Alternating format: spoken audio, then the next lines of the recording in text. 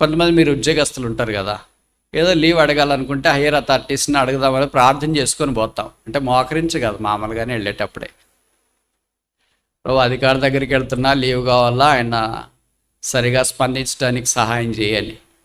మనం ఇంకా అక్కడ వెళ్ళి లోపలికి సార్ రావచ్చా అని విష్ చేసేటప్పటికి ఏమంటాడు, వచ్చేసేవా, రేపటి నుండి 10 రోజులు అసలు లీవ్ పెట్టుకోకుండా పని చేయాలి తెలుసా. మనం పోయిన పని ఏంటి అని చెప్పే పని ఏంటి. కనుక ఎవ్వరూ ఎట్టి పరిస్థితుల్లోనూ లీవ్ పెట్టడానికి లేదు. మనం ఏమనుకుంటాం, ఇంత బలంగా ప్రార్థన చేసేకపోతే ఇవి జరుగుతున్నాయి, హ్యాపెనింగ్. మీలో కొంతమందికి కూడా జరిగింటాయి. నాకే యూజువల్గా రోజు జరిగేవి ఇవే. ఎంత కరెక్ట్గా ప్రార్థన చేసుకుని పోతామో దానికి ఆపోజిట్గా జరుగుతుంది. ఈరోజు ఆ సార్ని కలవాలి ప్రభు అని ప్రార్థన చేసుకుని పోతే అక్కడికి వెళ్ళిన తర్వాత ఖాళీ కూర్చు చేయమంటే సార్ వారం రోజులు రాడు. మన చిన్న చిన్న ఉద్యోగాలు చేసుకునే వాళ్ళకి టైం లేదు టైం లేదు టైం లేదు టైం లేదు అని ఒక స్లోగన్ కనిపెట్టినమ్మా. ఎక్కడుందంటే టైం, భర్తతో మాట్లాడటానికి టైం లేదు, భార్యతో మాట్లాడటానికి టైం లేదు, పిల్లలతో మాట్లాడటానికి టైం లేదు, సేవ చేయటానికి టైం లేదు, మొబైల్ చూడటానికి మాత్రం ఫుల్ టైం. సోషల్ మీడియాలో ఎప్పుడు ఫుల్ యాక్టివ్ ఉంటాయి, ఎప్పుడు చూసినా యాక్టివ్ ఉంటారంట. నాకు తెలియదు యాక్టివ్ అంటే ఏమో. దాంట్లో వాట్సాప్లో యాక్టివ్గా ఉన్నారు, ఫేస్బుక్లో యాక్టివ్గా ఉన్నారు, ఇన్స్టాగ్రామ్లో యాక్టివ్గా ఉన్నారు, అన్ని దాంట్లో యాక్టివ్గా ఉన్నారు. కానీ ప్రభుత్వం మాత్రము ఇన్యాక్టివ్. కనుక మనం ఏమైనా దేవుని సన్నిధిలో కన్నీరు కార్చే ప్రార్థన చేయగలిగితే, దేవుడు వినే ప్రార్థన చేయగలిగితే దేవుడు కార్యం చేస్తాడని బైబిల్ మనకు ఘోషిస్తుంది. మన చుట్టూ ఉన్న పరిస్థితులన్నీ ప్రతికూలంగా ఉంటాయి, ఎక్కడ అనుకూలంగా లేదు. బైబిల్లో పరిస్థితులన్నీ అనుకూలంగా ఉన్నప్పుడు దేవుడు పనిచేసినట్లు నాకు తెలిసి చాలా తక్కువ సందర్భాలు ఉన్నాయి. ఇలా ప్రార్థన చేసి దేవుడు హృదయం కరిగి బద్దలైపోయి మెల్ట్ అయిపోయి అక్కడ దిగేసి వచ్చింది. కనుక మనం ఎప్పుడు ప్రార్థన చేసినా దేవుని వాగ్దానాలు ఎత్తిపట్టి ప్రార్థన చేయాలి, వాక్యం ఎత్తిపట్టి ప్రార్థన చేయాలి. మన ప్రార్థన అంతట్లో 5 నిమిషాలు 10 నిమిషాలు చేస్తే ఒక్క వాక్యం కూడా ఉండదు. అంటే రెఫరెన్స్లు చెప్పమని కాదు దీని అర్థము. బైబిల్లో మా పితరులకి ఇలాగ చేసి అబ్రహాము దేవా, ఇస్సాకు దేవా, యాకోబు దేవా అని మన భక్తులు ఎందుకు ప్రార్థన చేశారు? మనమేమనుకుంటామంటే వాళ్ళకంటే భక్తి పర్లము, అందుకే వాళ్ళకి తెలియదు అట్లా చేసినారు. మనకి ఇప్పుడంతా హైటెక్ కదా అనుకుంటాం. ఎప్పుడైనా ఇలాంటి ప్రార్థనలు చేసినామా? భక్సింగ్ గారు ఇది ఎక్కువ చేసేవాడు. Covenant giving God, covenant keeping God. నిబంధన ఇచ్చి నిబంధన నెరవేర్చువాడు. జీవితంలో నెమ్మది లేదా, గురి లేదా, గమ్యం లేదా? మనలో నిరుత్సాహం సాతాను తీసుకొని వచ్చే బలమైన కారణం ఏంటంటే నువ్వు అక్కడే ఏం చేయలేవు, నువ్వు ఒక్కదాని చేత ఏం కాదు. అక్కడ అంతమంది ఉన్నారు, వాళ్ళే చేయలేకపోతే నువ్వు ఎలాగ చేస్తావు? మేము వచ్చిన బ్రదర్స్ కూడా చేయలేకపోయారు చూడు, నువ్వు ఒకటేం చేస్తావు? మనమేమనుకుంటాం ఆ మాటలకు, అబ్బా కరెక్ట్ మాట్లాడినాడు దేవుడు. దేవుడు కాదు, దయ్యం. నువ్వు చేయలేవు అని చెప్పే స్వరం ఎవరిదంటే దయ్యమది. నువ్వు దేవుని ద్వారా చేయగలవని చెప్పే స్వరం ఎవరిదంటే దేవుడు. నీ చేత కాదు, నువ్వు పని చేయలేవు, నువ్వు సేవ చేయలేవు, నువ్వు ఊరికి తరం కావు, నువ్వు పరీక్ష పాస్ కాలేవు, నీకు ఈ ఉద్యోగం రాదు, ఈ పెళ్ళి నీకు సెట్ కాదు, ఈ కార్యక్రమాలు నీకు జరగవు, అంత నెగిటివ్గా మాట్లాడేది ఏంటంటే స్పిరిట్ ఆఫ్ దిస్ వరల్డ్, లోకం యొక్క ఆత్మ. నెహెమ్యా 1:4. ఈ మాటలు విన్నప్పుడు నేను కూర్చుండి ఏడ్చి కొన్ని దినములు దుఃఖంతో ఉపవాసం ఉండి, చాలు ఆకాశమందలి దేవుడు, ద గాడ్ ఆఫ్ హెవెన్. కనుక దేవుడు ఎక్కడున్నాడు అనేది నేమే గుర్తించింది. రాజు ఎక్కడున్నాడు? సూషోన కోటలో ఉన్నాడు. దేవుడు ఎక్కడున్నాడు? ఆకాశం. ఈ సూషోన కోట కంటే, సూషోన సింహాసనం కంటే దేవుడున్న స్థలం ఉన్నతమైనది అని గుర్తించు. కనుక మన సమస్యల్లో our problem is not big but our God is big అని ఎవరు గుర్తిస్తామో వాళ్ళు దాన్ని అధిగమిస్తాం. మన సమస్యల కంటే మన దేవుడు గొప్పవాడని గుర్తించిన వాళ్ళము మన సమస్యలు అధిగమిస్తాం. నెహెమ్యా అలా గుర్తించినాడు. నా సమస్యలన్నీ భూ సంబంధమైనవే, నా రాజు కూడా సూషోన్ రాజు భూ సంబంధమైన వాడే. అయితే నేను సేవిస్తున్న దేవుడు ఈ భూమి మీద సూషోన కోటలో సింహాసనం మీద లేడు, కానీ ఆయన ఆకాశమందు ఆసీనుడైన దేవుడు. That is the higher vision of God. దేవునికి సంబంధించిన ఉన్నతమైన దృక్పథము అది. ఆ కారణాన నేను కూర్చుండి ఏడ్చి ఉపవాసము మేము కాదు. వచ్చిన వాళ్ళు ఏం చేశారు? వాళ్ళ బ్రదర్ కొంతమంది యూదులు వచ్చినారు కదా, వాళ్ళు వచ్చి చెప్పేసి వెళ్ళిపోయారేమో, వాళ్ళు ఇంత ఉన్నట్లు లేదేమో. నేను ఒకడే ఏం చేస్తున్నాను మన మాదిరి అనుకోలేదు. మనం యూజువల్గా మనల్ని నిరుత్సాహపరిచేది ఏంటంటే నేను ఒకడే ఏం చేస్తానండి, ఎవరు రావట్లేదు కదండి, నేను ఒకే సేవకుడిని ఏం చేస్తాను, ఒకే సేవకురాలు ఏం చేస్తాను, ఒకే ఎల్డర్ ఏం చేస్తాను, ఒకే సండే క్లాస్ టీచర్ ఏం చేస్తాను, ఒకే యూత్ లీడర్ ఏం చేస్తాను, ఒకే ఒక విశ్వాసం నేను ఏం చేస్తున్నాను ఈ ఊర్లో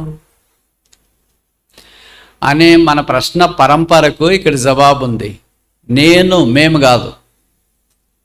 అంటే నాకు తెలిసి ఫ్యామిలీ కూడా లేదు కనుక ఫ్యామిలీ ప్రేయర్ కూడా లేదనుకుంటా, లేకపోతే మేము అనే పదం వాడింటాడేమో.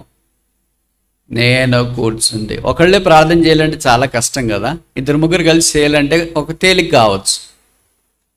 ఒక్కడే ప్రార్థన చేయాలి. ఒక్కడికే భారం ఎక్కడి నుండి వస్తుంది? ఎంతసేపు అని వస్తుంది? ఎన్ని రోజులని వస్తుంది? ఎన్ని వారాలని వస్తుంది? దాదాపు 4 నెలలు అలాగున్నట్లు బైబిల్ పండితుల అభిప్రాయం. మనకంటే ఒక పూట ఉంటే ఇంకొక పూట ఉండదు. ఉదయం వచ్చిన భారం సాయంకాలం ఉండదు, సాయంకాలం వచ్చిన భారం రేపు అసలే ఉండదు. ఇప్పుడు 2 రోజుల్లో ఉన్న భారం సోమవారం అంటే ఎక్కడ పోతుందో తెలియదు.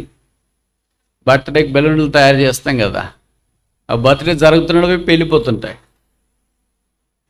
టప్ టప్ టప్ టప్ అని. అరే బర్త్డే అయిపోయేదాకా ఉండొచ్చు కదా అనుకుంటాం. అలాగే మనం కూడా మీటింగ్లు జరుగుతున్నంత దాకా బాగానే ఉంటుంది, గాలి కొట్టినట్లు. మీటింగ్ అయిపోతూనే ఉంటాయి, చెప్పులు వేసుకుంటూ ఉంటాయి, భోజనం చేస్తుంటే ఒకటి పేలిపోతూ ఉంటాయి. బాగున్నప్పుడు పిల్లలు దాని వీపు జ్వరపడుతుంటారు, నాకు కావాలా. ఒక్కసారి అది గాలి వేయి తప్పని వెళ్ళిపోయింది అనుకోండి, మనం ఊరికేసి తీసుకోరన్నా, తీసుకున్నవే. నిరుపయోగం.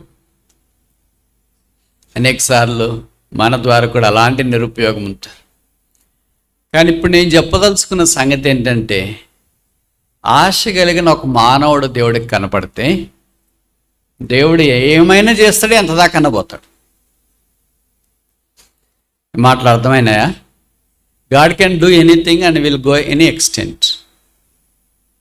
కొంతమంది చెప్తారు కదా, మీరు నాకు తోడు ఉంటే ఎంత దూరం అన్నా పోతా అని. ఎంత దూరం పోతావు అంటే, పెళ్లి కాని వాళ్ళు ఎవరైనా లవర్స్ ఉంటే ఇట్లాంటి మాట్లాడుకుంటుంటారు అనుకుంటే వాళ్ళు భౌతికంగా ఉన్నవాళ్లే ఎంత త్యాగము తెంపు ఉంటే, ఆత్మీయంగా యేసుప్రభు మన కొరకై సిలువలో రక్తము కార్చి చనిపోయి సమాజేవుడి ప్రాణం ఇచ్చి పరలోక స్థలాల్లో ఉన్న దేవుడు మనకు దగ్గరగా ఉంటే మనము ఇలాగ మాట్లాడాలి కదా, దేవా నువ్వు నాకు తోడుకుంటే ఎంత దూరం అన్నా పోతా, ఏమైనా చేస్తా అని. ఆ భాష ఎప్పుడో పోయింది మనకు. రక్షణ పొందిన రోజు బాప్తిసం తీసుకున్న తర్వాత ఇప్పుడు భిన్నంగా ఉంది. నేను అలా కాదు, నువ్వు నాకు తోడుగా ఉంటే నేను ఎంత దూరం అన్నా పోతా. నాకు ఈ మాట చాలా ఆశ్చర్యం కలిగిస్తుంది. నేను కూర్చుండి ఏడ్చి ఉపవాసం ఉండి ఆకాశమందున్న దేవునికి విజ్ఞాపన చేసి తిని. మనలో నిరుత్సాహం సాతాను తీసుకొని వచ్చే బలమైన కారణం ఏంటంటే, నువ్వు అక్కడ ఏం చేయలేవు, నువ్వు ఒక్కదాని చేత ఏం కాదు. అక్కడ అంతమంది ఉన్నారు, వాళ్ళే చేయలేకపోతే నువ్వు ఎలాగ చేస్తావు? మేము వచ్చిన బ్రదర్స్ కూడా చేయలేకపోయారు చూడు, నువ్వు ఒకటేం చేస్తావు? మనమేమనుకుంటాం ఆ మాటలకు, అబ్బా కరెక్ట్ మాట్లాడినాడు దేవుడు కాదు దయ్యం. నువ్వు చేయలేవు అని చెప్పే స్వరం ఎవరిదంటే దయ్యమది. నువ్వు దేవుని ద్వారా చేయగలవని చెప్పే స్వరం ఎవరిదంటే దేవుడు. నీ చేత కాదు, నువ్వు పని చేయలేవు, నువ్వు సేవ చేయలేవు, నువ్వు ఊరికి తరం కావు, నువ్వు పరీక్ష పాస్ కాలేవు, నీకు ఈ ఉద్యోగం రాదు, ఈ పెళ్ళి నీకు సెట్ కాదు, ఈ కార్యక్రమాలు నీకు జరగవు, అంత నెగిటివ్గా మాట్లాడేది ఏంటంటే స్పిరిట్ ఆఫ్ దిస్ వరల్డ్, లోకం యొక్క ఆత్మ. నువ్వు దీన్ని చేస్తావు, నీకు చేతనవుతుంది, నువ్వు సువార్త చేయగలవు, ప్రార్థన చేయగలవు, పరిచయం చేయగలవు, ఆరాధన చేయగలవు, సండే క్లాస్ తీసుకోగలవు, బైబిల్ స్టడీస్ తీసుకోగలవు, సువార్త చేయగలవు, నువ్వు ఏదైనా చేయగలవు. దేవుని ఆత్మ. అందుకే అపోస్తలుడైన పౌలు అన్నాడు, నన్ను బలపరచు వాని యందు నేను కొన్నే చేస్తా అని చెప్పలేదు. కొన్నే చేస్తా అంటే మనలో కరెక్ట్ సరిపోయి ఉంటుంది, కొన్నే చేసినాము అని. ఇప్పుడు కొన్ని కాదు, సమస్తము. దేవుడికి ఏం సాధ్యము? సమస్తములో ఏమున్నాయో అది పౌలు నేను కూడా సమస్తం చేయడం అనే దాంట్లో కూడా ఉన్నాయి. ఏది మిస్ కాలేదు దాంట్లో. ఆల్ ఇంగ్లీష్లో ఉంటుంది, ఆల్, ALL. ఇక్కడ కూడా ALL చిన్న పదమే, కానీ అంత తూర్పు నుండి పడమర దాకా, ఉత్తరం నుండి దక్షిణం దాకా అది కలబొరికగా వచ్చి ఇంకా నువ్వు వేసిన అంగీకరించుకుందా ఉంటే మరలా దేవుని యొక్క ప్రేమ సందేశం మీకు తెలియజేస్తున్నా. యేసు పాపుల రక్షకుడు, పాపులను ప్రేమిస్తున్నాడు, పాపుల కొరకు భూమి మీదకి దిగి వచ్చినాడు, పాపక్షమాపణ ఉచితముగా దయచేయటానికి శిలువ మీదకి వెళ్ళి తల మీద ముళ్ళ కిరీటం, ముఖం మీద ఉమ్మి, చేతుల్లో మేకులు, దేహమంతా కోడ దెబ్బలు, ప్రక్కలో బల్లెపూట రక్తము కార్చి చనిపోయి సమాధి చేయబడి తిరిగి లేపబడి పరలోక స్థలంలో మహామహుని చెంత ఆసనుడై ఉన్నాడు. యేసు రక్తం ప్రతి పాపం నుండి మనల్ని కడిగి పవిత్రులుగా చేస్తుంది. జీవితంలో నెమ్మది లేదా, గురి లేదా, గమ్యం లేదా, చనిపోతే తక్కడో బిక్కడో అనుకుంటున్నావా? ఎక్కడికి వెళ్తానో నాకే తెలియదు అని అనుకుంటున్నావా? మరణం తర్వాత ఏమవుతుందని భయాందోళనలో ఉన్నావా? దేవుని యొక్క సందేశం మీకు ప్రకటన చేస్తున్నాం. యేసు పాపుల రక్షకుడు, పాపుల మిత్రుడు, పాపులను క్షమించడానికి భూమి మీదకి వచ్చినాడు. పాపము కడగవేయటానికి ఆయనకు మాత్రమే అధికారం ఉంది. పాపాన్ని క్షమించడానికి యేసుక్రీస్తు ప్రభువుకు మాత్రమే సాధ్యం. కనుక నీవు దాకా ఎన్నో ప్రయత్నాలు చేసేవేమో పాప క్షమాపణ కొరకు, సంతోషం కొరకు, నెమ్మది కొరకు, సమాధానం కొరకు, కానీ ఓడిపోయావేమో, కృంగిపోయావేమో, డస్సిపోయావేమో, సోలిపోయావేమో, నీకు సరైన పరిష్కారం దొరకలేదేమో. నీకు ఒక చక్కటి పరిష్కారం మేము ప్రకటన చేస్తున్నాం. అదే యేసు నామం, రక్షణకరమైన నామం, మనోహరమైన నామం, పాపిని పరిశుద్ధపరిచే నామం, పాపి జీవితాన్ని మార్చే నామం, పాపిని పరలోక రాజ్యంలో చేర్చే నామం. ప్రభువైన యేసునందు విశ్వాసం ఉంచుము, అప్పుడు నీవును నీ ఇంటి వారును రక్షణ పొందుదురు. నువ్వు రక్షణ పాప క్షమాపణ పొందకుండా ఉంటే నీకేం ఉపయోగం ఉండదు. నువ్వెంత పాలు పొందినా నీకేం ఆశీర్వాదం ఉండదు. కూడికల ద్వారా ఒక్క వ్యక్తి రక్షణ పొందినా, ఒక్క ఆత్మ రక్షణ పొందినా, ఒక్క వ్యక్తి మారు మనసు పొంది పాతాళం తప్పించుకొని పరలోక రాజ్యంలో ప్రవేశిస్తే ఈ లక్షల కొలది ఖర్చు చేసిన ఈ మీటింగ్లకు సార్థకత ఉంది. ఒకవేళ అలాగ నువ్వు రక్షణ పడకపోతే ఈ మీటింగ్స్ లక్షలు పెట్టినా నీకు ఉపయోగం లేదు, అది వేరే వాళ్ళకు ఉండవచ్చు. నీకు నిరర్థకమే. ఎందుకంటే నీవు ఈ ఆశీర్వాదంలో ప్రవేశించలేదు, నిరాకరించినావు, తృణీకరించినావు. యేసు ప్రేమ నాకు అవసరం లేదని పారిపోయావు, యేసు రక్తం నాకు వద్దని తొలగిపోయావు. అందుకే బైబిల్లో రాయబడిన దేవుని అనుగ్రహ ఐశ్వర్యం మారు మనసు పొందుటకు నిన్ను ప్రేరేపించుతానని ఎరుగక ఆయన సహనాన్ని, దీర్ఘశాంతాన్ని తృణీకరించడానికి ధైర్యం చేశావు. ఆయన పరిశుద్ధమైన రక్తం దోషభరితమైనదాన్ని ఎంచి దాన్ని కాలుతుందని దాడిపోవటానికి ప్రయత్నం చేసావు. ఎంతకాలం చేస్తావు? మునికోలలకు ఎదురుతనేది ఎంతకాలం చేస్తూ ఉంటావు? ఎంతకాలం యేసును తూలనాడుతూ ఉంటావు? ఎంతకాలం యేసును అంగీకరించకుండా జీవిస్తావు? రక్షణ దినం, పాపక్షమాపణ మారు మనసు పొందటానికి దేవుడు సిద్ధపరిచిన దినం. ప్రభువైన యేసునందు విశ్వాసం ఉంచు, అప్పుడు నీవును నీ ఇంటి వారును రక్షణ పొందుదురు. ఇప్పుడు ఆకాశం అందున దేవుడు భూమి మీద ఉన్న మానవుని ద్వారా ఏ అద్భుతమైన ఆయన చేయగలడు. చాలా ఆశ్చర్యం ఏంటంటే ఆకాశం అందున్న దేవుడు, ఆకాశంలో ఉన్న ఆయనతో పాటు ఉన్న పరివారం దేవదూతల ద్వారా, ప్రధాన దూతల ద్వారా ఆయన పని చేయొచ్చు. కానీ వారిని మనుషులకు పరిచారకులుగా నియమించినాడు, కానీ రక్షణ పొందిన వారికి పని అప్పగించలేదు. వాళ్ళని వెళ్ళి కట్టిరామంటే కట్టిరారా 52 రోజుల్లో? నెహెమ్యా దినాల్లో 52 రోజుల్లో కట్టారు. వాళ్ళని ఒక్కరోజు కట్టిరామంటే కట్టేసి వస్తారు. మనిషి కంటే వాళ్ళు పవర్ఫుల్. ఒక దేవదూత ఎంతమందిని చంపుతాడో తెలుసా? 1,80,000 మందిని ఒక్కపూట చంపుతాడు. మామూలుగా మనం ఏం తెలియకుండా ప్రార్థన చేస్తుంటాం కదా, ప్రభువా ఈ రాత్రి పడుకుంటున్నా, నా చుట్టూ దేవదూతలు ఉంచాయా అని. ఒకళ్ళే 1,80,000 మందితో డీల్ చేస్తుంటే ఒకళ్ళకంటే ఎక్కువ మంది ఉంటే అంత అపోజిషన్ ఉందా నీకు?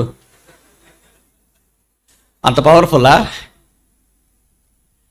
180,000 మంది శత్రువులు ఉన్నారా నీ చుట్టూ?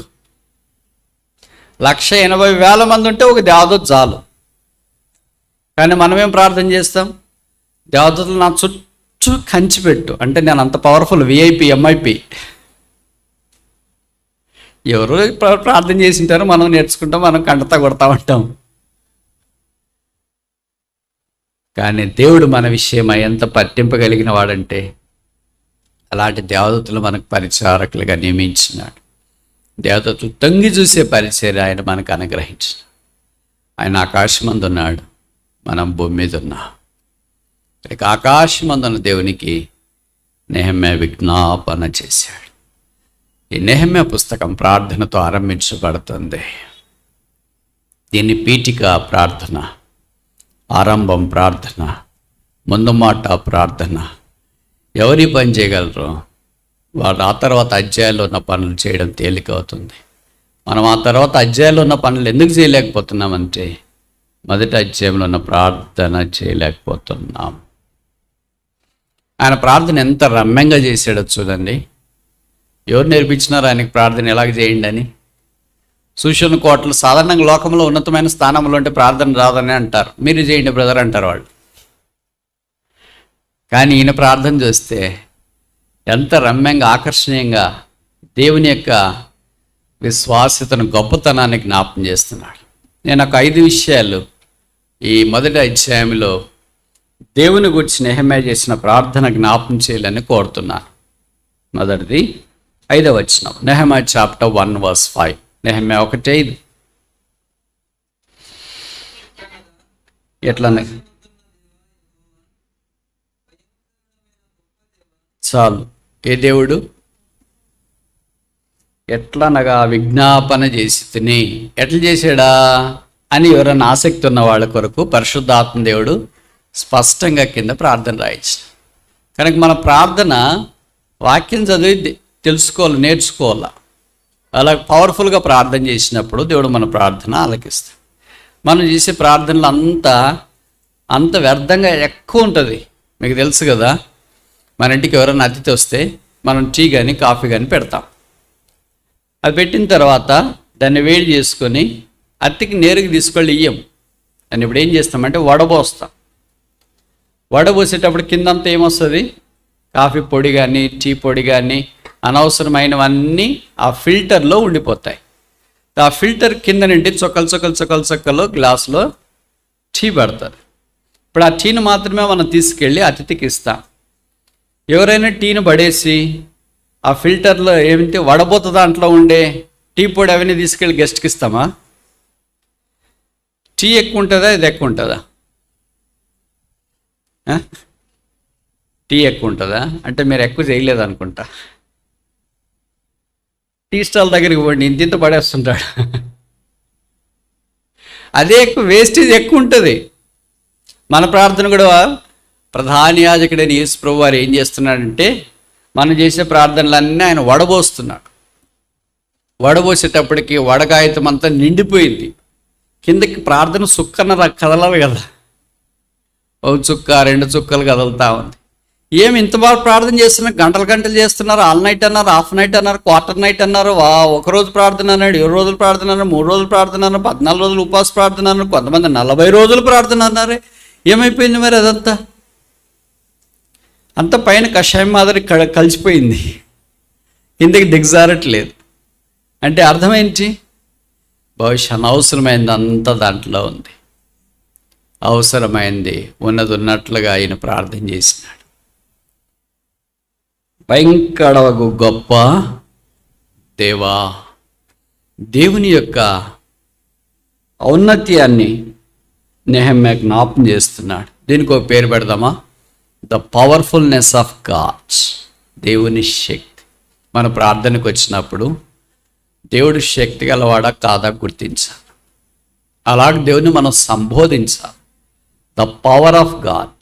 అందుకే ఎఫెసీ పత్రిక 3వ అధ్యాయంలో పౌలు అన్నాడు, మనలో కార్యసిద్ధి కలుగు చేయు దేవుని శక్తి చొప్పున.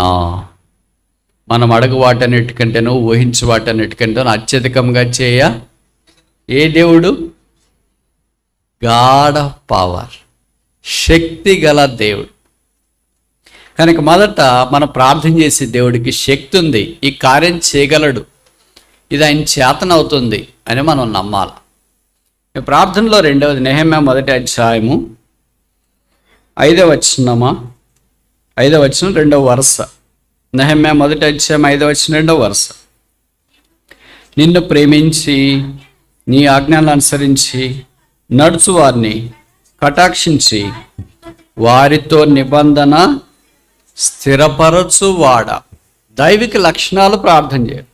నేను చాలా స్థలాలకు వెళ్ళాను, చాలామంది ప్రార్థన చేసే ప్రార్థనలు విన్నాను. ఆ ప్రార్థనలో పస ఉండదు, సారం ఉండదు, బలం ఉండదు. ఎందుకంటే అన్ని సొంత మాటలు వాడుతుంటాం.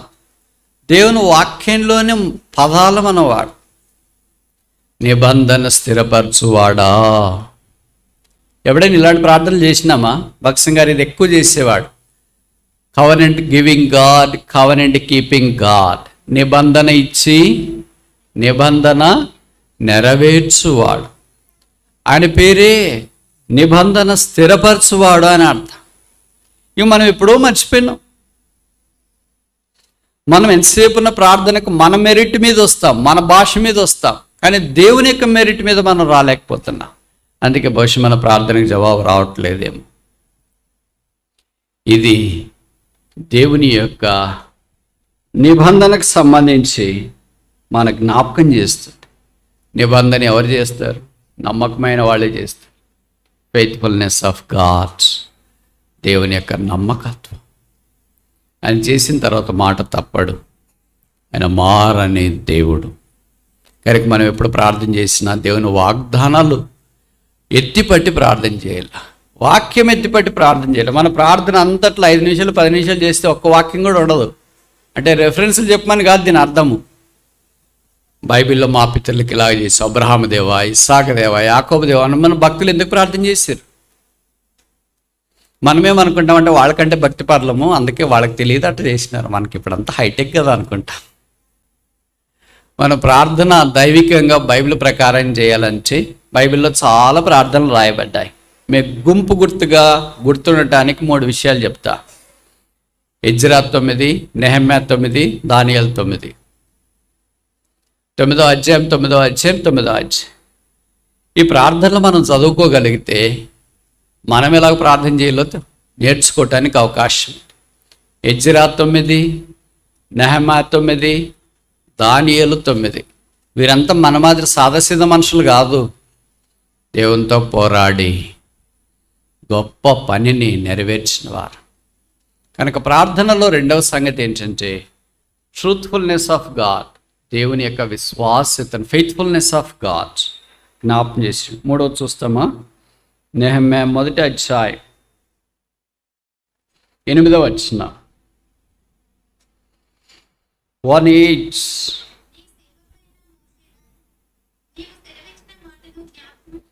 చాలు, నీవు సెలవిచ్చిన మాటను జ్ఞాపకము. ఇక్కడ అన్ని తన గురించి ఏం చెప్పలేదు, కేవలం దేవుని గురించే చెప్తున్నాడు. It speaks of the truthfulness of God, దేవుని యథార్థతను బట్టి. నువ్వు జ్ఞాపకం చేసుకుంటే మర్చిపోయాడని అర్థమా? అలాగని కాదు. దేవుని మాటలు దేవునికే తిరిగి మనం జ్ఞాపకం చేయడం ప్రార్థనలో ఉద్దేశం. కనుక మొదటిది ఏంటి? భయంకరవగు పవర్ఫుల్నెస్ ఆఫ్ గాడ్, దేవుని యొక్క శక్తి. రెండవది నిబంధన నెరవేర్చువాడు, ఫెయిత్ఫుల్నెస్ ఆఫ్ గాడ్, దేవుని యొక్క విశ్వాస్యత. మూడవది మోషేతో సెలవిచ్చిన మాట జ్ఞాపకం చేసుకున్నాము, ట్రూత్ఫుల్నెస్ ఆఫ్ గాడ్, దేవుని యథార్థత. నాలుగవది నెహెమ్యా 1వ అధ్యాయం 6వ వచనం.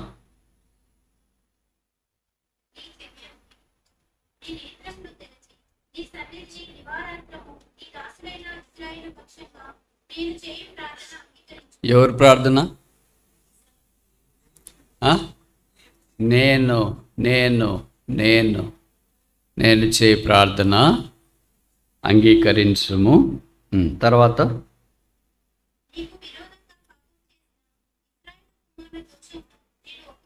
ఎవరు ఒప్పుకుంటున్నారు? ఎవరు చేసింది? మనమైతే ఏం చేస్తాం? మంది కూడా వాళ్ళ మీద వేసేస్తాం. నెహమ్యాకి ఆపోజిట్. నెహమ్యా తన మీద వేసుకున్నాడు.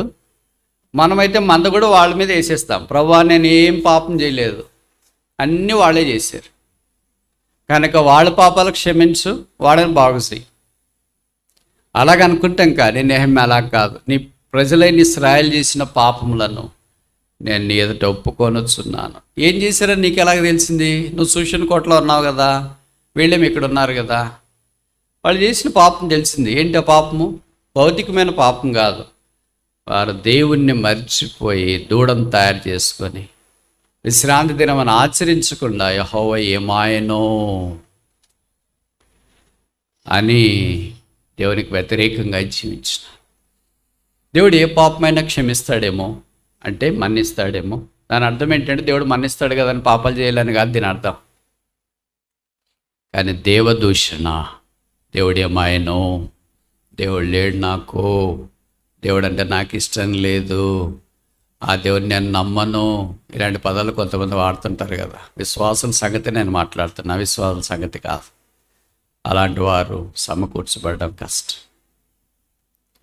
నెహమ్యా అలాంటి వారి కొరకు ప్రార్థన చేసి దేవుని సన్నిధిలో దేవుని యొక్క మంచితనాన్ని జ్ఞాపకం చేస్తున్నాడు.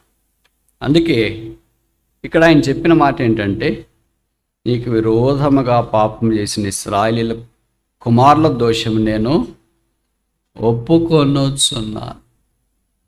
విరోధముగా పాపం, ఇదే తప్పైన కుమారుడు లూకాసు సువార్త 15వ అధ్యాయంలో, తండ్రి నేను నీకు విరోధముగా పాపం. వీళ్ళందరికీ ఎంత కనువిప్పు ఉంది చూడండి. మనకు రావట్లేదు ఏంటి? ఇంత బోధిస్తున్నా కూడా పాయింట్లు చెప్తున్నా, జాయింట్లు చెప్తున్నా. తప్పైన కుమారునికి ఎవరు చెప్పలేదు ఇలాగా, నేమ్మే ఇలాగ ప్రార్థన చేసిర్రా, నువ్వు కూడా ఇలాగ చేయని. కానీ వాళ్ళు అచ్చము అలాగే నీకు విరోధంగా మేము పాపం చేసి, ఇదే జ్ఞాపకం చేస్తుంది హోలీనెస్ ఆఫ్ గాడ్. దేవుని సందులోనికి మనం వెళ్ళేటప్పుడు ఆయన పరిశుద్ధుడని గుర్తించాలి. పాపం ఆయన సందులో నిలవదు. పాప క్షమాపణ రక్తం చేత కడగబడి ఆయన సందులో ప్రార్థన చేయాలి. కనుక మమ్మను క్షమించు, నన్ను క్షమించు. చాలామంది ప్రార్థనలు ఇది ఉండదు, మిస్సింగ్. దిస్ లైన్ షేర్, ఇది మర్చిపోకూడదు. యేసుప్రభు మాత్రము ఈ ప్రార్థన చేయటానికి వీల్లేదు, ఎందుకంటే ఆయనలో పాపం లేదు. మనము మాత్రము ఈ ప్రార్థన చేయాల్సిందే. కానీ విచిత్రం ఏంటంటే మనం ఇది చేయం, ఎందుకంటే పాపలం. నేను పాపం చేసి తిని, మీకు తెలుసు కదా. ఇప్పుడు ఒక ప్రశ్న అడగచ్చా నేను? సౌలు దావీదు ఇద్దరు ఉన్నారు. నేను పాపం చేసి తినని దావీదు ఎన్నిసార్లు అన్నాడు? సరే, ఇలాగ ప్రశ్న అడుగుతా, నేను పాపం చేసి తినని సౌలు ఎన్నిసార్లు అన్నాడు? ఎవరన్నా చెప్పండి. ఆ గుంపులోనన్నా ఉందా, మీ గుంపులోనన్నా ఉందా? మన గుంపు బైబిల్లో లేదు కదా. మన సౌలు కాకపోతే మీరు దావీదు కాకపోతే, అందుకే మనకు తెలియట్లేదు అనుకుంటా. సౌలు ఎన్నిసార్లు అన్నాడు నేను పాపం చేస్తున్నానని? అనలేదా? దావీదు ఎన్నిసార్లు అన్నాడు? దావీదు ఒకసారి. సౌలు ఆఫా? Opposite is true. దావీదు 5 సార్లు అన్నాడు, ఐ హ్యావ్ సిన్డ్. పాపం చేసింది నేను, గొర్రెల్లాంటి ప్రజలు ఏం చేశారు?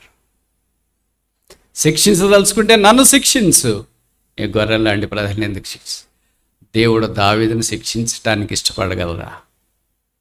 ఇలాంటి సందర్భాల్లో 51వ కీర్తన దాకా దావీదు 5 సార్లు అన్నాడు, ఐ హ్యావ్ సిన్డ్.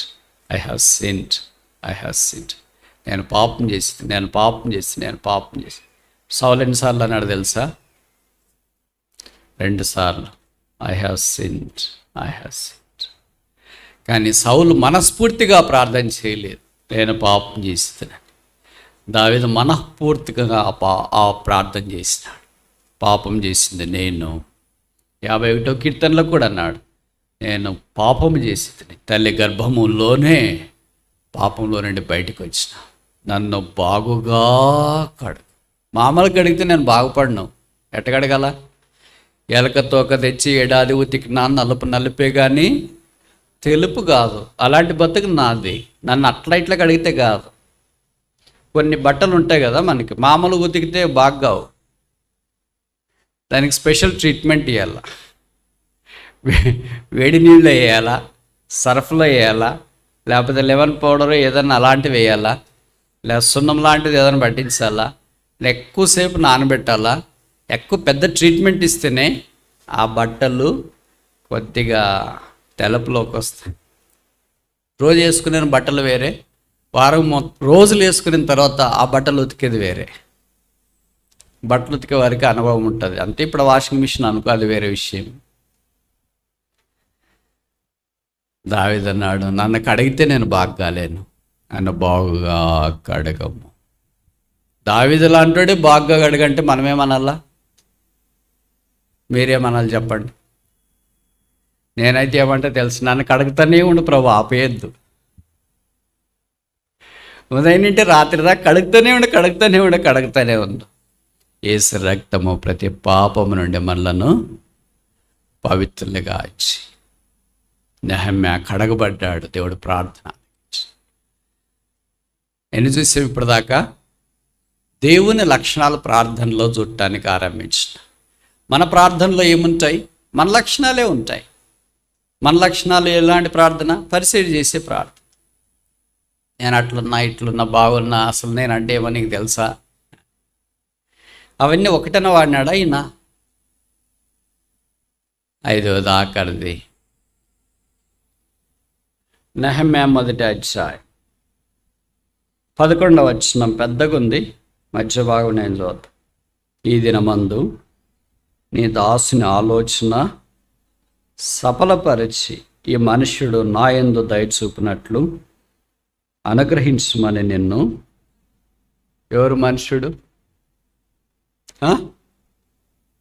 ఎవరు మనుష్యుడు? రాజు దేవుని స్థలంలోకి వెళ్ళిన తర్వాత నెహమ్యాకి ఎలా కనిపించినాడు? మనుష్యుడిగా కనిపించాడు. That is power of the prayer. మనుషులందరూ భూమి మీద దేవుని స్థలంలో ఎలా కనిపిస్తారు? దృఢప్రాయమైన మనుషులుగా కనిపిస్తారు. ఈ మనుషుడు, ఈ రాజు దయ చూపించినట్టు అనలేదు. రాజులకు రాజు, ప్రభులకు ప్రభు దగ్గర నిలబడిన తర్వాత మిగతా వాళ్ళు ఎలాంటి వాళ్ళైనా ఎవరు? మనుషులు. నా ఆలోచన సఫలము చేయము. డిస్టింక్టివ్నెస్ ఆఫ్ గాడ్ అంటే ఆలోచన సఫలపరచువాడు. 20వ కీర్తన 4వ వచనములో కోరిక సిద్ధింపజేసి ఆలోచన యావత్తు సఫలపరచును కాక. ఆయన పేరే సఫలపరచునువా. ఒకటో కీర్తనలో మనం చూస్తాం, అతడు చేయనదంతయు 138వ కీర్తన 8వ వచనం, యెహోవా నా పక్షమున కార్యము సఫలము చేయి. 2వ అధ్యాయం 20వ వచనం నెహమ్యా, ఆకాశమందున్న దేవుడు మా యత్నమును సఫలం. ఇవన్నీ మనకు ఉండాలా. ఏముండాలా? ఆలోచన ఉండాలా, కార్యములు ఉండాలా, తర్వాత పనులు ఉండాలా. ఇవన్నీ ఉంటేనే దేవుడు సఫలం చేస్తాడు. మనకి ఏం ఆలోచనే లేదు. ఉదయం లేచిన వెంటనే ఏంటంటే ఏం ఆలోచన లేదు, అన్ని ప్రభువే చూసుకుంటాడు. భోజనం కూడా ప్రభువే చూసుకుంటాడు. మరి ఎందుకు తింటావు? అర్థమైంది నేను చెప్పే మాటలు? ఆకలేస్తుంది అప్పటికి సమయానికి. ప్రభువే చూసుకుంటాడని మరి నీకు ఏం ఆలోచన? ఈ ఊరిలో దేవుడు నన్ను సేవకుంటున్నాడు, ఇక్కడ ట్రాన్స్ఫర్ మీద తెచ్చినాడు, ఇక్కడ ఉద్యోగం చేస్తున్నాను, ఇక్కడ చదువుకుంటున్నాను, ఏం ప్రభు కొరికి ఏం చేయాలని ఎప్పుడైనా ఒక పొరపాటున ఒక ఆలోచన వచ్చిందా? విశ్వాసకి ఏముండాలా? గుండె పిండినట్లు ఉండాలా. కానీ ఏం పిండినట్లుంది? తల పిండినట్లుంది. అదే రాంగ్. మనకు తల పిండినట్లుంది, ఎంత హెడ్ఏక్ వస్తుంది కానీ గుండె పదిలంగా ఉంది. ఇలాంటి ప్రార్థన చేసి చివరిలో ఆయన చెప్పిన మాట చూడండి, ఆఖరి వరుస, 1వ అధ్యాయం ఆఖరి వరుస. Oh what a classic disposition of his introduction. తన గురించి ఎంత రమ్యంగా, ఎంత దీనుడు అండి. ఇలా ప్రార్థన చేస్తే దేవుడు హృదయం కరిగి బద్దలైపోయి మెల్ట్ అయిపోయి అక్కడ దిగేసి వచ్చింటాడు. మనం అయితే మొదటే నేను డబ్బా కొట్టి డబ్బా పోతుంది, అది కూడా పోతాయి, కర్రలు కూడా పోతాయి. ఇక్కడ నో డబ్బా, నో కర్రలు. నేను రాజుకు గిన్నె అందించేవాడు. ఇక్కడేం మాట్లాడుతున్నాడు? రాజు. పైన వరుసలు ఏమన్నాడు? మనిషి. ఇలాంటి భక్తులు చేసే ప్రార్థనలో దేవుడు అంగీకరించకుండా దాటిపోతాడా?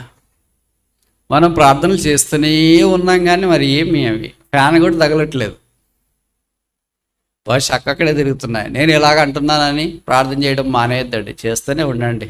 ఈరోజు ఒకరోజు ఫ్యాన్ తగులుతుంది. ఆకాశమందన దేవుడు మన ప్రార్థన ఆలకిస్తాడు. దేవుని యొక్క 5 సుగుణాలు ఇక్కడ మనం చూస్తాం. ఆయనకు మొదటి అధ్యాయంలో ఆయన ప్రార్థన మనకు జ్ఞాపకం చేయం. ఇలాగా ఆయన చేసిన ప్రార్థనలు నెహెమ్యా అంతట్లో చెప్పబడాయి. కొన్ని చోట్ల ఆయన చేసిన ప్రార్థన అంతా రాయబడింది 1వ అధ్యాయం 9వ అధ్యాయంలో. మిగతా చోట్ల ఒకే వరుసలో చెప్పబడింది, దేవా నన్ను జ్ఞాపకం చేసుకున్నాము, దేవా నా ప్రార్థన ఆలకించుము, దేవా నా చేతులు బలపరచుము అని ఒకే వరుసలో ప్రార్థన చేసి. ప్రార్థన ఎలాగ చేసినా ఈయన ప్రార్థన దేవుని హృదయాన్ని తాకింది, ప్రభావితం చేసి. నాకు ఆశ్చర్యం వేస్తుంది, ఒక రాజు అంతఃపురంలో పనిచేసేవాడికి ప్రార్థన అంటే ఇంత భారం ఉందా? ఎంత ప్రార్థన పడైంటాడు. బైబిల్లో దానియేలు గురించి కూడా చెప్పబడింది కదా, ఇట్టి శాసనం సంతకం చేయబడిన అని దానియేలు ఎరిగి యథాప్రకారము ఇంటికెళ్ళి కిటికీ యెరూషలేము వైపు తెరిచి ముమ్మారు ప్రార్థన చేసి. ఆయన ఒక ప్రైమ్ మినిస్టర్. మన చిన్న చిన్న ఉద్యోగాలు చేసుకునే వాళ్ళకి టైం లేదు టైం లేదు టైం లేదు టైం లేదని ఒక స్లోగన్ కనిపెట్టినమ్మ. ఎక్కడుందంటే టైం, భర్తతో మాట్లాడటానికి టైం లేదు, భార్యతో మాట్లాడటానికి టైం లేదు, పిల్లలతో మాట్లాడటానికి టైం లేదు, సేవ చేయటానికి టైం లేదు, మొబైల్ చూడటానికి మాత్రం ఫుల్ టైం. సోషల్ మీడియాలో ఎప్పుడు ఫుల్ యాక్టివ్ ఉంటాయి, ఎప్పుడు చూసినా యాక్టివ్ ఉంటారంట. నాకు తెలియదు యాక్టివ్ అంటే ఏమో దాంట్లో. వాట్సాప్లో యాక్టివ్గా ఉన్నారు, ఫేస్బుక్లో యాక్టివ్గా ఉన్నారు, ఇన్స్టాగ్రామ్లో యాక్టివ్గా ఉన్నారు, అన్ని దాంట్లో యాక్టివ్గా ఉన్నారు. కానీ ప్రభుత్వం మాత్రము ఇన్యాక్టివ్. ఇది విషాదం.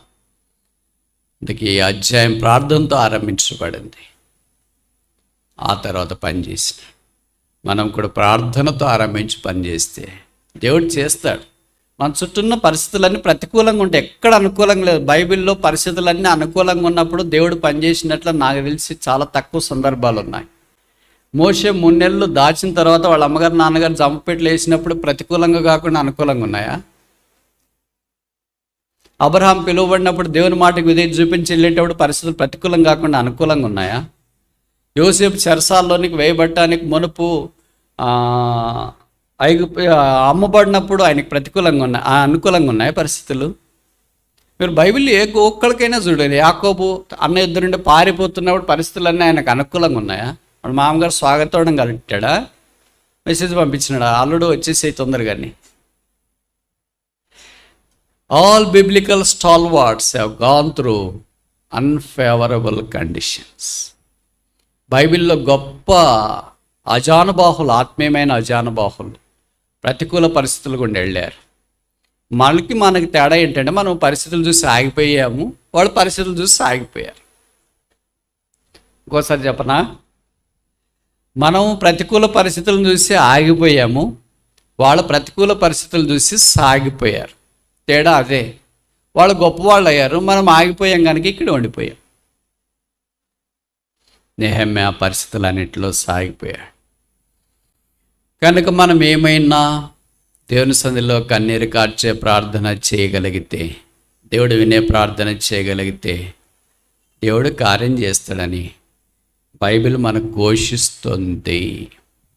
నేను ఈ మాటలు చెప్తే మీరంటారు, బ్రదర్ అసలు నీకు ఈ ఊరు సంగతి తెలియదు, ఎంత కఠిన హృదయాలో తెలుసా, రక్షణ పొందరు, నువ్వు ఎంతనో వాక్యం చెప్పు, వాడడానికి వాక్యం చెప్తారు.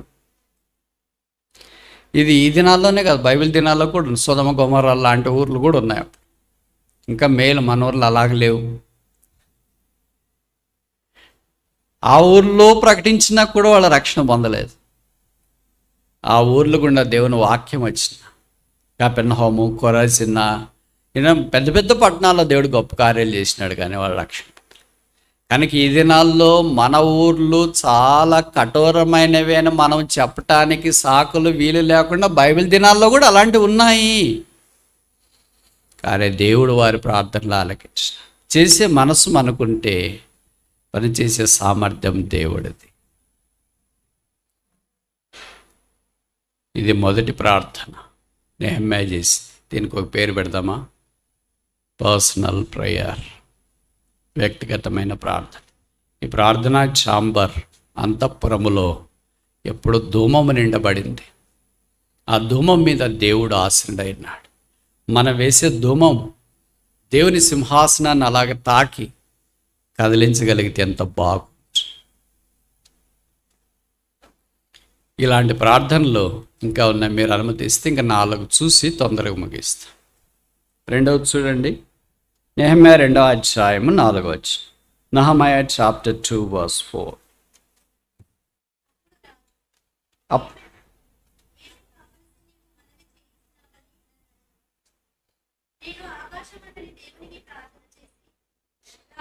చాలు, ఆకాశమందున దేవునికి. ఇప్పుడు మొదటి అధ్యాయంలో ఉన్నట్లు విస్తారమైన ప్రార్థన సారము 2వ అధ్యాయంలో రాజు దగ్గరికి వెళ్ళినప్పుడు చేయలేదు. రాజా కొద్దిసేపు ఆగు, ప్రార్థన చేస్తున్నా, అప్పుడు నీకు చెప్తానని చెప్పలే నెహెమ్యా. అందుకే దీన్ని బైబిల్ పండితులు ఏమంటారంటే ఫ్లాష్ ప్రేయర్ అంటారు. కనరెప్ప పాటున ప్రభువా నన్ను జ్ఞాపం చేసుకొని ప్రార్థన చేసినాడో, రాజు హృదయాన్ని మార్చని ప్రార్థన చేసినాడో, నా నోట మాట ఉంచని ప్రార్థన చేసినాడో, ఆయనకు దయగలిగించని ప్రార్థన చేసినాడో, ఏ పదం వాడినాడో మనకు తెలియదు. బహుశా పేతురులాగా ఒకే మాట పలికినాడు. పేతురు అన్నాడు కదా, సముద్రంలో మునిగిపోతున్నప్పుడు ఇంత దీర్ఘంగా ప్రార్థన చేయలేదు. మనం సముద్రంలో మునిగిపోతున్నప్పుడు భీకరమైన దేవా, భయంకరమైన దేవా, అబ్రహాముతో చేసిన మాట జ్ఞాపం చేసుకో, మోషేతో చేసిన మాట జ్ఞాపం చేసుకుంటే కింద చేపలు వచ్చి పట్టుకుపోయింటే నేను. కొంతమంది అలాగ ప్రార్థనలు చేస్తుంటారు. ఫ్లాష్ ప్రేయర్ అప్పుడు ఒకటే ఒక మాట, లార్డ్ సేవ్ మీ, ప్రభువా నన్ను రక్షించు. ప్రభు వచ్చినట్టు చేయబట్టి మనం అట్లాంటి ప్రార్థనలు చేసేటప్పుడు ఇట్లా దీర్ఘంగా ప్రార్థన చేస్తుంటాం. అబ్రహాము దేవా, పరిశుద్ధ దేవా, ఆ దేవా, ఈ దేవా అని ఇలాగ దీర్ఘంగా ప్రార్థన చేయాల్సినప్పుడు ఇలాగ ప్రార్థన, ప్రభువా నన్ను రక్షించు నాయన, నీ ఇష్టమైతే రక్షించుకో, లేకపోతే తీసుకో. బతుకు మీద నీరసము, విసుగు. కానీ బైబిల్ అలాగలేదు. నెహెమ్యా రాజు సన్నిధిలోకి వెళ్ళి ప్రార్థన చేసిన. దీనికి మనం ఒక పేరు పెడదామా? పెలేషియల్ ప్రేయర్, అంతఃపురంలో ప్రార్థన.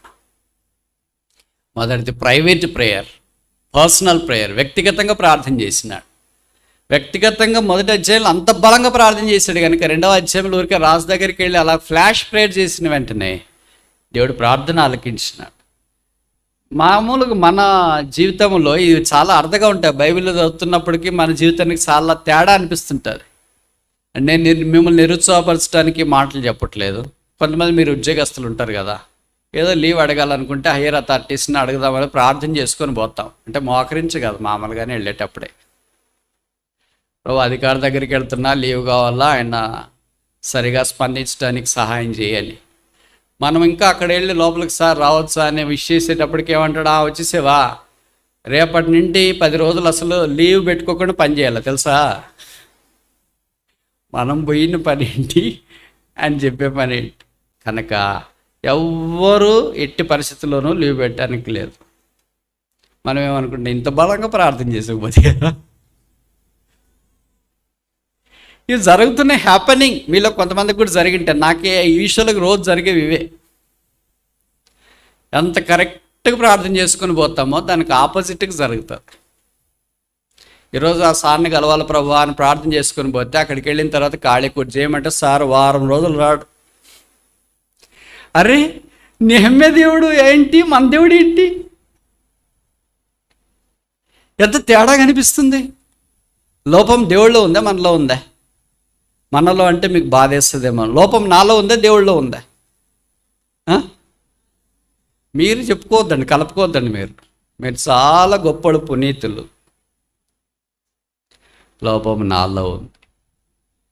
అందుకని నా ప్రార్థనకు పూర్తిగా భిన్నంగా కనిపిస్తుంది. అక్కడ నేను పలానా అధికారిని కలవాలని పోతే అధికారి సెలవు, పలానా పని కావాలని పోతే ఆ పని ఇప్పుడు కాదు. పలానా కానీ కావాలని పోతే అది కాదు. ఇంకా ప్రార్థన చేసి నిరాశ వచ్చేసి ఇంకా ప్రార్థన చేయడం మానేస్తాం. ఇది సాధారణంగా మనకు క్రైస్తవ జీవితంలో జరిగేది. అయితే ప్రభు ఎందుకు అనుమతిస్తాడో తెలియదు, కొన్ని అనుమతిస్తాడు. మన కోరిక నేర్పటానికో మరలా ప్రార్థన చేయాలని ఆయన అనుమతించేవాడు. ఇక్కడ నెహెమ్యా రాజు సన్నిధిలో ప్రార్థన చేసినాడు. అంటే అర్థం ఏంటంటే నెహెమ్యా తన గదిలో కూడా ప్రార్థన చేయగలడు, రాజు అంతఃపురంలో కూడా ప్రార్థన చేయగలడు. Nobody can change his prayer life. ఆయన ప్రార్థనా జీవితాన్ని ఎవరు మార్చలేరు. 2 రకాల ప్రార్థనలు చూసిన. మొదటి అధ్యాయం ఏంటి? పర్సనల్ ప్రైవేట్ ప్రేయర్, వ్యక్తిగతమైన ప్రార్థన. రెండవది ఏంటి? వెలీషియల్ ప్రేయర్, అంతఃపురంలో ప్రార్థన. మూడోది చూస్తామా? నెహెమ్యా గ్రంథము 4వ అధ్యాయం 4వ వచనం. 4వ అధ్యాయం 4వ వచనం. మా దేవా ఆలకించుము, మేము తిరస్కారము నొందిన వారం.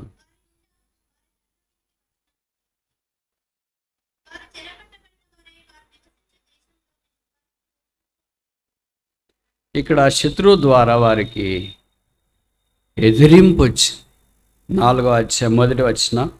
మేము గోడ కట్టుచున్న సమాచారం విని సన్బల్లతు మిగుల కోపగించి రౌద్రుడై యూదులను ఎగతాళి చేసి, ఇంకా కింద వచ్చిన సంగతులన్నీ రాసినారు. ఎగతాళి, వెటకారము ఈ దినాల్లో వచ్చింది కాదు, అప్పట్లోనే వచ్చింది. వాళ్ళ ఎటకారం ఇవన్నీ చేస్తే నెహెమ్యా ఏం చేశాడు? మా దేవా ఆలకించు. Persecution prayer. మనుషులు మనల్ని ఇబ్బంది పెట్టేటప్పుడు, శ్రమ పెట్టేటప్పుడు, అవరోధం చేసేటప్పుడు మనము ప్రార్థన చేయాలి. మోషే దినాల్లో ఇశ్రాయేలీలు, ఆ మోషే అనువాడు ఏమాయనో, ఏం మమ్మల్ని తీసుకొచ్చాడు, ఎక్కడికి వెళ్ళిపోయాడు, ఏమో వదిలేసి వెళ్ళిపోయాడు. ఇవన్నీ మోషేకి తెలిస్తే రాళ్లతో సాగుగొట్టాలంటే బైబిల్ ఏం రాశారు? మోషే యెహోవా సన్నిధిలో సాగిలపడు. మనమైతే ఏం చేస్తుంటాం? ఎవరు రానింది 1 లిస్ట్ తీసుకొని రండి, ఎవరు మాట్లాడింది వాళ్ళదంతా SMS పంపి, లేకపోతే వాట్సాప్లో ఒక మెసేజ్ పంపి వాళ్ళందరిని ముందు పెడతాం. శత్రువు వచ్చినప్పుడు, యుద్ధం చేసేటప్పుడు దెబ్బకి సెట్ అయిపోతారు మిగతా వాళ్ళు కూడా. అని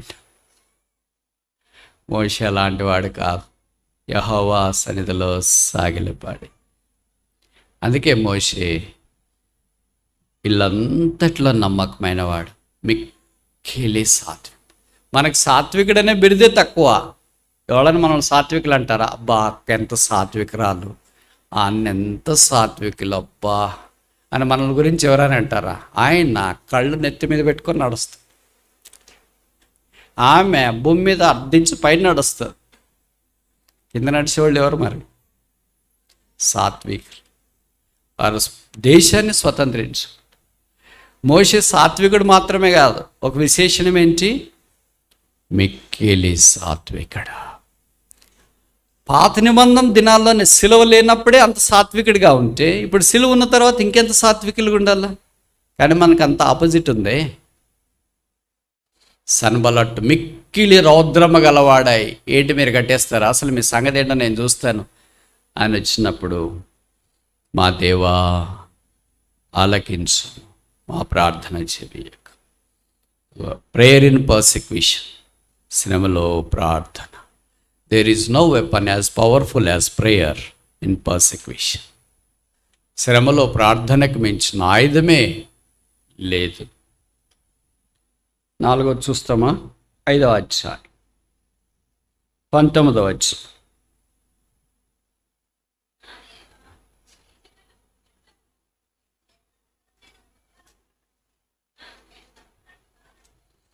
నా దేవా నన్ను దృష్టించుము. ఎవరిని బట్టి? ఈ జనులకు చేసిన మేలు. పాస్టల్ ప్రేయర్. ఒక పాస్టర్ గారు ఎలాగ ప్రార్థన చేయాలో 5వ అధ్యాయంలో రాశారు. జనులకు సకల విధమైన ఉపకారాలు చేశాడు. ఈ అన్న ఈ అక్క ఎవ్వరికి కీడు చేయలేదు అన్నట్లుగా చేశారు. అలాగ మనం కూడా ఉండగలిగితే ఎంత బాగుంటుంది. ఈ బ్రదర్సు, ఈ సిస్టర్సు, ఈ సండే క్లాస్ మినిస్టర్సు, ఈ సేవకుడి, బోధకుడి, కాపరి, ఉపదేశకుడి ఎవరికి కీడు చేయరు బ్రదర్. కావాలంటే వారు కీడును మింగుతారు కానీ కీడు చేయరు అని సాక్షి మిగిలితే ఎంత బాగుంటుంది. అలాగే ఎవరు కీడు చేయలేదు కదా, దేవునికి భయపడి నేను అలాగ చేసి తిని అన్నాడు. అందుకే ఇప్పుడు చివరిలో దేవుని సన్నిధిలో ఏమైనా ప్రార్థన చేస్తాడంటే, నేను నీ ప్రజలకు చేసిన సకల విధమైన ఉపకారములను బట్టి నాకు మేలు చేయము. పాస్టరల్ ప్రేయర్, ఒక కాపరి, సంఘ కాపరి చేసే ప్రార్థన. మనం కూడా ఇలాంటి ప్రార్థనలు నేర్చుకుంటే ఎంత బాగుంటుంది. ఇప్పుడు ఎన్ని చూసాం? ఎన్ని? 3 4? మొదటిదేంటి? వ్యక్తిగత ప్రార్థన, పర్సనల్ ఆర్ ప్రైవేట్ ప్రేయర్. రెండవది ఏంటి? పెలేషియల్ ప్రేయర్, అంతఃపురంలో ప్రార్థన. మూడవది ఏంటి? ప్రేయర్ ఇన్ ద పర్సిక్యూషన్, శ్రమలో, తిరుగుబాటులో, నిందల, అవరోధంలో ప్రార్థన. నాలుగవది ఏంటి? కాపరి ప్రార్థన, అనగా ఇతరులకు మేలు చేసినప్పుడు దేవుని సన్నిధిలో విజ్ఞాపన చేయటం. 5వ చూసి ముగిస్తామా? 6వ అధ్యాయం 9వ వచనం.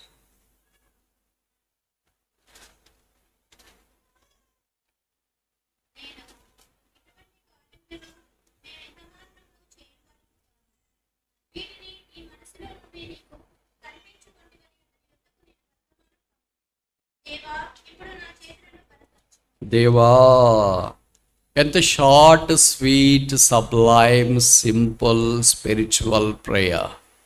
Lord remember me, lord strengthen my heart, lord strengthen my hands. Prayer for the power prayer. నా చేతులను బలపరచు. ఇప్పుడు చేతులను బలహీనపరుస్తున్నారు. చేతులను బలహీనపరుస్తున్నారంటే అర్థమేంటి? పని చేయకుండా ఆటంకం చేస్తున్న సన్బేటోబై ఇలాంటి వాళ్ళు కాని మాటలన్నీ చేసి, లెటర్లు రాసి, గందరగోళం చేసి, గబ్బు పట్టించడానికి ప్రయత్నం చేసి నెహమ్యా గోడ మీద ఉంటే వర్తమానం పంపించేశారు. నువ్వు దిగుతావా లేదా? మనమైంటే ఏం చేసి ఉంటాం? అసలు గోడ ఎక్కితే కదా ఏమని చేయటానికి. గోడ కిందే ఉండింటాం, కావాలంటే వాళ్ళని ఎక్కించింటాం సన్బలాట్ టోబియాని. నేను అలాంటి వాడు కాదు, నేను వచ్చిన పని ఒకటి, నేను చేస్తున్న పని అదే. కనుక ఆయన అన్నాడు, నేను చేయి పని చాలా గొప్పది. ఐ క్యాన్ కమ్ డౌన్, నేను దిగరాలేను. ఎవరి believer is on the wall. ప్రతి విశ్వాసి గోడ మీద ఉన్నాడు. సాతానుడు ఒక బాక పెట్టి ఊతున్నాడు, దిగిరా దిగిరా దిగిరా దిగిరా, సండే క్లాస్ దిగిరా, యూత్ మీటింగ్ దిగిరా, సువార్త గుడికి దిగిరా, సువార్త దిగిరా, సేవ దిగిరా, stage దిగిరా. Every word that occurs, come down is the spirit of Tobiah. దిగిరా. యేసుప్రభు శిలువ మీద ఉన్నప్పుడు కేకలేశారు యూదులు. ఏమని? నువ్వు యేసు అయితే, నువ్వు రక్షకుడు అయితే దిగిరా, నిన్ను రక్షించుకో, మమ్మల్ని కూడా రక్షించు. దిగి వస్తే మనందరి సంగతి ఏం కావాలి? మనం శిలువ మీదకి ఎక్కాలి. మనం శిలువ మీదకి ఎక్కడానికి దేవుడు తాను మానవుడికి భూమి మీదకి రాలేదు. అందుకే ఆయన శిలువ మీద అవమానాన్ని సహించిన, ఆయన శిలువ మీద ఉండిపోయా. భూమి మీద ఉన్న నెహమ్యా, పాత నిబంధన నెహమ్యా గోడ మీద ఉన్నాడు. కొత్త నిబంధన పరలోకపు నెహమ్యా శిలువ మీద ఉన్నాడు. ఇప్పుడు ప్రశ్న ముగించక మునుపు ఏంటంటే, ప్రస్తుతం అందున్న విశ్వాసనే నెహమ్యా గోడ మీద ఉన్నాడా, శిలువ మీద ఉన్నాడా, భూమిలో ఉన్నాడా, పాతాళంలో ఉన్నాడా, లోయలో ఉన్నాడా, ఎక్కడున్నాడు? జవాబు చెప్పరేంటి? నేను రాను. ఒకసారి కాదు, 2 సార్లు కాదు, 4 సార్లు వర్తమానం పంపించినారు. అమ్మ రాకపోతే ఇంకేమైనా ఉందా? వదులుతారా వాళ్ళు? ఏం జరిగి happen what may happen, I am on the Lord's great work. నేను ప్రభు యొక్క గొప్ప పని మీద ఉన్నాను. ఏమైనా జరిగినాయి, ఐ కాంట్ కమ్ డౌన్. నేను కొంతమంది సలహాలు ఇచ్చినారు పారిపోమని. మనలాంటి వాళ్ళు ఏంటో కరెక్ట్గా చేసినాం ఆ పని. నేను అన్నాడు, నాలాంటి వాడు పారిపోవచ్చా? నాలాంటోడు, నాలాంటి విశ్వాసి, నాలాంటి సేవకుడు, నాలాంటి బోధకుడు, నాలాంటి కాపరి, నాలాంటి సండే క్లాస్ టీచర్, నాలాంటి పరిచారకుడు ఇలాగ చేయొచ్చా? గోడ దిగిరాను, మీకు చేతనైతే ఎక్కిరండి. అది నా నెహమ్యా గోడ మీద ఉన్నట్లు, ఇది నా దేవుని సంఘం గోడ మీద ఉండి గోడను కట్టాలని దేవుడు కోరుతాడు. సాతాను దిగిరా దిగిరా దిగిరా అంటే, నేను చేయి పని చాలా గొప్పది, నేను దీన్ని విడిచిపెట్టి రాలే. డోంట్ క్విట్, పని విడిచిపెట్టద్దు. నీకు ఏదో ఒక పని అప్పగించినారేమో, సండే క్లాసో, సిస్టర్స్ మీటింగో, విబిఎస్, యూత్ మీటింగో, సేవనో, వంట చేసే పనో, చెప్పుల స్టాండ్లో ఏదో ఒక పని అప్పగించినారేమో. డోంట్ క్విట్, విడిచిపెట్టద్దు, దిగి రావద్దు. అయ్యో వాళ్ళు దిగమంటున్నారు బ్రదర్, వాళ్ళు దిగమంటున్నారు, సన్బల్లట్టు టోబియాలు. కానీ ఎక్కించింది ఎవరు? ఎక్కించింది గోడ మీదకి ఎవరు? ప్రభు. కానీ ప్రభు దిగమనేదాకా మిగతా శబ్దాలకు స్పందించాల్సిన అవసరము అంటే, నువ్వు దిగొస్తే సాతాను వశపరుచుకొని పని అంతా పాడు చేయాలని కోరుతాను. ఇప్పుడు తిరిగి మన స్థలాలకు వెళ్ళక మనపు ఒక సవాల్ ప్రశ్న ఏంటంటే, దిగుతావా లేదా? చెప్పరేంటి? కొంతమంది అలాగ అనుకొని వచ్చింటారు, ఈ మీటింగ్లు అయిపోయిన తర్వాత మందిరమే మానేస్తాం, బైబిల్ చదవడమే మానేస్తాం, ప్రార్థన చేయడమే మానేస్తాం, సేవే మానేస్తాం, పరిచర్య మానేస్తాం, ఎంతకాలం అని చేస్తాం కదా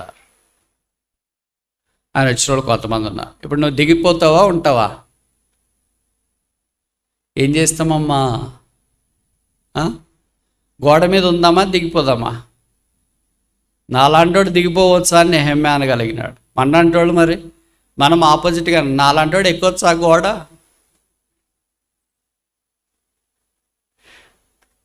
కరెక్ట్ మాట్లాడినారు. మనలాంటోడు గోడ ఎక్కడానికి వీలు లేదు, కానీ దేవుడు ఎక్కించాడు. కొన్నిసార్లు ఎక్కరు పిల్లలు, తెలుసు కదా, అది ఎక్కరా అని. వాడిని పట్టుకొని ఎక్కిన తర్వాత పిల్లలు ఉంటారు కదా, వేరే పెద్ద పిల్లలు, వాడిని పట్టుకొని ఎక్కించిన తర్వాత వదిలేసి, రే పడిపోతే జాగ్రత్త, ఇంకంతే. వాడు పట్టుకొని నేలాడుతుంటాడు, ఏంటో నన్ను పట్టుకొని వదిలేసేసారేంటి? ప్లీజ్ ఒక్కసారి ఈసారి పట్టుకోండి, ఇంకొకసారి, ఎందుకంటే వాడు తప్పించుకోవాలా ఆకేషన్. ప్రభాలాగా చేయడు, మనల్ని ఎక్కించేసాడు, ఆయన మనతో పాటు అంటాడు.